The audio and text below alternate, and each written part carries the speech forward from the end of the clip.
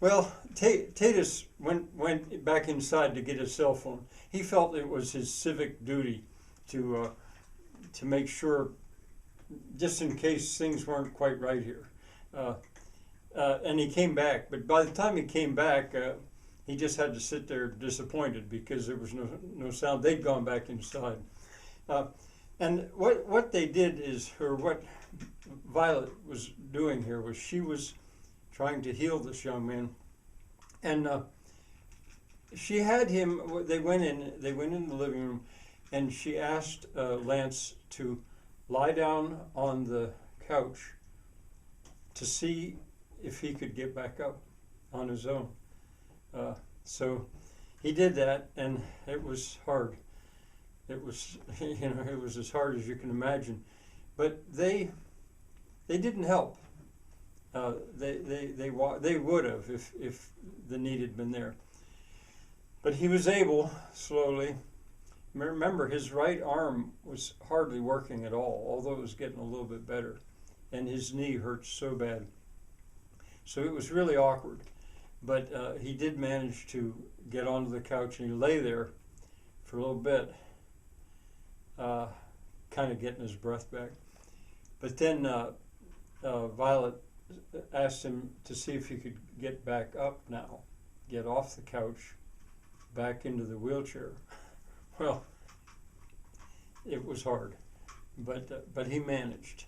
And then Violet said, "Well, I want to work on your knee just a little bit more, and your shoulder." And Lance was kind of horrified, but she said, "No, it's going to be different this time. You don't need to worry." And what she did was first his shoulder. She put her hands, started on the left side, but then moved over to the right side. But instead of manipulating anything, all she did really was just hold her hands there, and then moved her hands down his arm, but didn't manipulate a thing. Just let her hands be there. And then she went down to his knee, and the same thing. She didn't try to lift it. She didn't try to straighten it. All she did was laid her hands on it. She could feel it was hot. She could feel it was swollen, but she didn't move anything. And miraculously, in a way, far from hurting, that actually made Lance's knee feel better. So, that was great. And she said, "Now, I think that's going to be all we'll do today, because you need to rest. But how would you like something else, some more to drink? How about some more?" She'd been giving, or they'd been giving him liquid still, because that was such a close call the day before. She wasn't taking chances, and at that point, Lance said, "Oh yes." And then he paused. He said, "That green tea with ginseng and honey, that's been really good. But I'm gonna ask for something once again, Lady Violet. Is it possible that I could have a beer?" And, Violet laughed. Elaine not so much, but Violet said, "Oh yes, I thought you'd never ask. How would you like a Brahma?"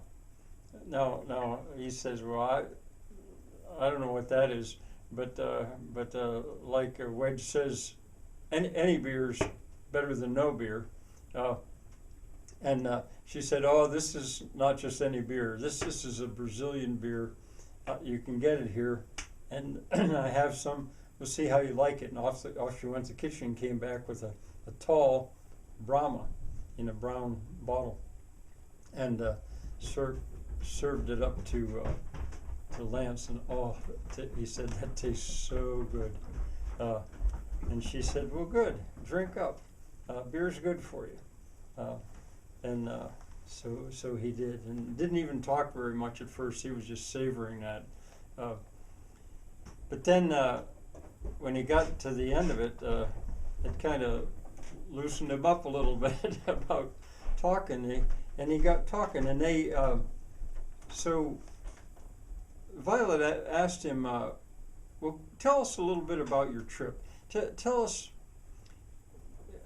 something. We got to see if you can get thinking about what had happened last. So he started up, and he didn't tell the whole story. He had to tell this story so many times to so many people, but he told him kind of in brief that he and his best friend, a guy named Donald Keyes, had made this promise when they were in high school, and they were going to do this when they graduated.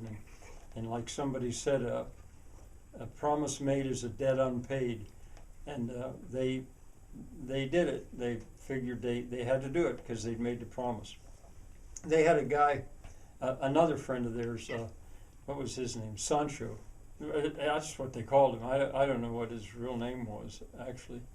But anyway, he drove a van all the way out to the West Coast. I think they started in Seattle, I think.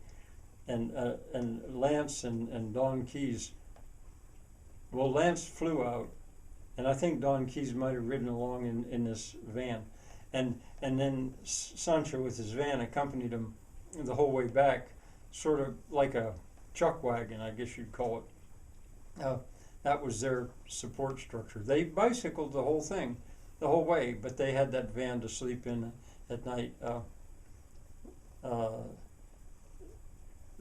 Wedge, when he heard they were going to do that, he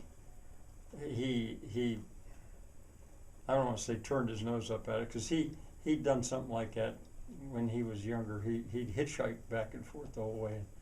I'll tell you more about that later, maybe not. But anyway, they had made it. It had been they'd had plenty of adventures along the way, and Violet interrupted and said, "Well, where were they when you were in such bad shape? Why weren't they there to help you?" And Lance said, "No, that I remember. I was on my own for the last few days because coming along, Don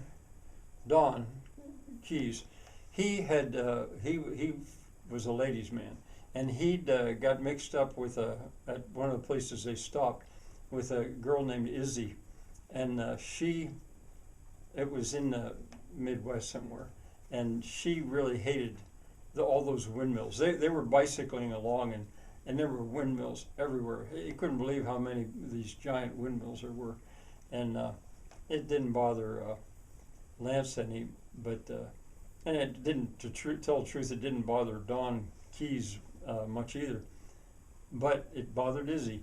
And anyway, to make a long story slightly shorter, Don kind of and Sancho helped him. He went off on a campaign to protest windmills, and so Lance decided, well, I'm going to finish by myself, and he explained this, and that's what he was doing. He remembered that, and he also remembered that he took a route that went through West Virginia. So he arrived kind of in the north part of Virginia. And he remembered coming to, going through the woods. Truth is, he was kind of lost. His GPS was even a little bit confused at this point. But he remembered coming to a sign where there was a fork in the road. And right there at the fork in the road, there were two signs. Well, one sign, but two directions. And it said, he didn't look as close as he should have. If he'd gone to the right, he would have gone to Richmond, Virginia. If he went to the left, he was going to go to Richland, North Virginia. He didn't look that close, and he thought it was the same thing, and the distance was the same. But the one on the left, the road on the left, didn't look like it had as much traffic. And so where those two roads diverged, he took the one on the left. And that seemed to have made all the difference.